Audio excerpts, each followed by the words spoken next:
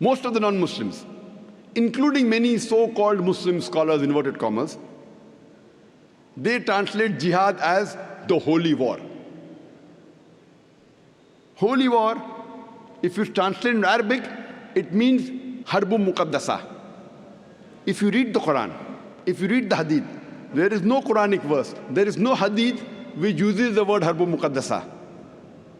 The word holy war doesn't exist in the Quran, neither in the hadith. Jihad, as I mentioned, basically means to strive and struggle. And one type of jihad is also fighting in the way of Allah subhanahu wa ta'ala. It is qital in the way of Allah subhanahu wa ta'ala.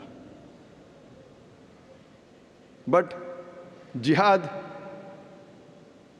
doesn't basically mean a war.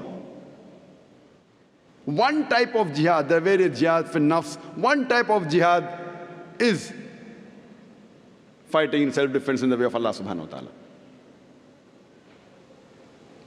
If we see the history of the Prophet Muhammad sallallahu alaihi wasallam, the first 13 years of his prophethood that he lives in Makkah, there were many Quranic verses that were revealed, all the Makkan surahs. Many a time in these verses the word jihad was used.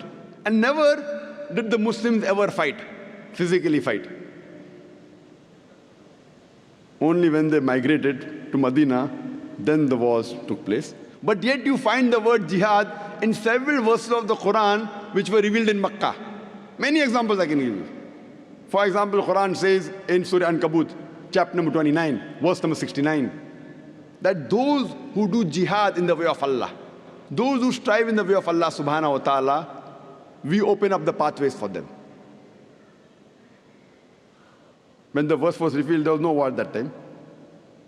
Quran says in Surah Furqan, chapter number 25, verse number 52, that do not follow the unbelievers, but do jihad against them. Strive against them strenuously with the Quran.